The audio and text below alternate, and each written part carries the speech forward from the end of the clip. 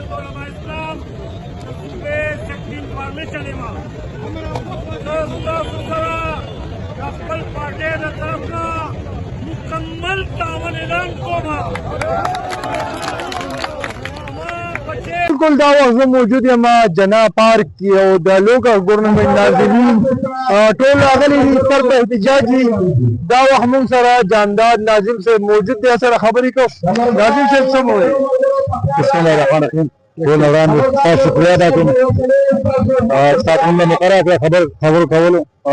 زه دا نشم ویلی چې پروسه کال زمونږ هم دا احتجاج دلته کې شوی او بیا چې کوم دی هغې موږ ساکنې وعدې وکړې صوبایي حکومت، نو الریډي موږ سره د سټارټ نه چې کوم دی دا 4 کاله وشو پوره شو زمونږ په 19 تاریخ باندې تېر شوي دسمبر 19 باندې. خو بهرحال موږ ته ویل که فنډ چې کوم دی نه راوتی نن موږ راوتي احتجاج دپاره. موږ مخکې پروسه کال هم راوتي، موږ هغه بل کال هم چې کوم دی صوبایي حکومت خلاف راوتي. دوی زمونږ چې کوم ایکټ و هغه هم ترمیم یې پکې وکړو، هغه زمونږ اختیارات هغه هم ختم کړه. زمونږ چې کوم فنډونه هغه هم هغې صوبایي حکومت چې کوم دی زمونږ نه ختم کړه. ایم پي ګان له فنډونه راځي خو هغې د دوی نه هغې په خپل چې کوم دی کرپشن باندې اخته دي او فنډ نشته. بس هغې باره کې چې کوم دی موږ درشوي راوتي. ناظم صاحب که موږ وګورو اوس ډېر کم ټایم پاتې دی، یو میاشت دوه درې پاتې دي. آیا دې کې به تاسو څه اختیارات درکړي که نه دا د راروان ګورنمنټ دپاره تاسو احتجاج؟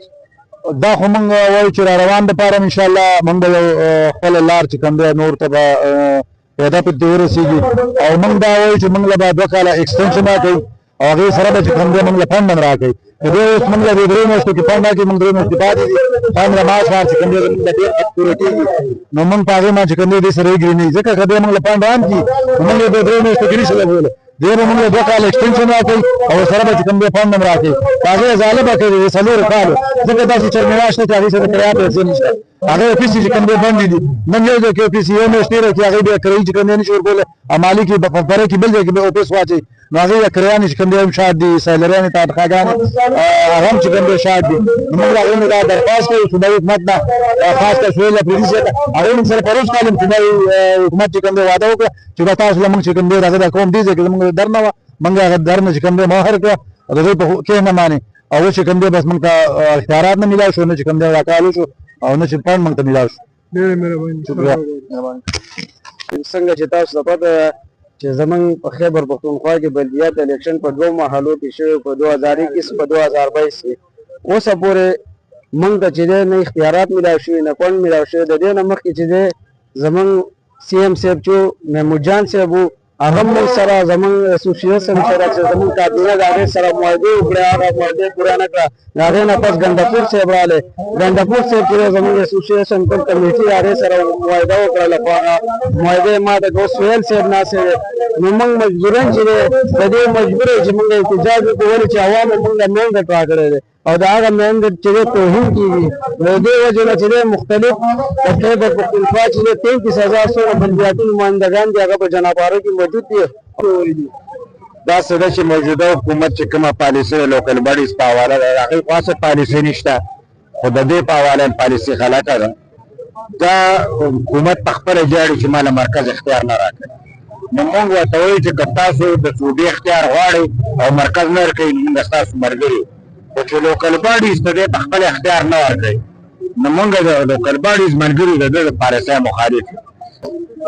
زه دا خبره کوم چې پی ټي آی حکومت چې کوم په خپل اوریجنل منشور کې دا ویلي چې موږ یو طاقتوره بلدیاتي نظام جوړو، نو هغې نه صرف دا چې طاقتوره بلدیاتي نظام جوړ نه کول، که د هغه شته بلدیاتي نظام نه هغې وزرې کش کړي او هغې غیر مؤثر کړ، غیر فعال کړ او تېر شوي 4 کاله چې دي دا خپله د پی ټي آی اګینسټ چې دی نو یو ریفرنډم او مینډیټ دغه دی، ځکه چې دوی د مینډیټ د مرکزي حکومت او د فوجي اسټابلیشمنټ خلاف د مینډیټ د پټولو مقدمه په مرکز کې راکوي، خو دوی په خپله ماقه کار په دې صوبه کې کوي چې هغه دوی بلدیاتي ادارو مینډیټ نه تسلیموي. ډېرې او د پي ټي آی حکومت دی دې موږ ته یو پیسه فنډ هم هغه راکړی نه دی او موږ محرومه ساتلي یو د فنډ نه. د فنډ نه زموږ محرومي د اختیاراتو نه محرومي، د عوامو د ښې حکمرانۍ نه محرومي ده، د عوامو د سماجي او میونسپل خدماتو نه محرومي ده او د عوامو د مقامي ترقۍ نه محرومي ده. او هغه خټیک کار د پی ټی آی حکومت په دې څلور کاله کې سر ته ورسول چې د عوامو دشمنۍ کې مقامي حکومتونو منتخبو نمایندګانو ته هیڅ قسمه فنډ ورنکړ. دا د آئین خلاف ورزي، دا د قانون خلاف ورزي. د پاکیما څنګه چې تاسو په خپل وایي چې تاسو اختیارات او حکومت کوم ملو شوی دی، نو دا یو خو بدغه صورتحال دی. ما په خیال چې په هر احتجاج کې هر پروګرام کې تاسو په خپل هم موجود یې چې موږ بار بار همدغه احتجاجونه کوو. بدقسمتي ده چې به حکومت که تاسو ګورئ نو زه وایم چې د هغې خپله کارکردګي زیرو ده.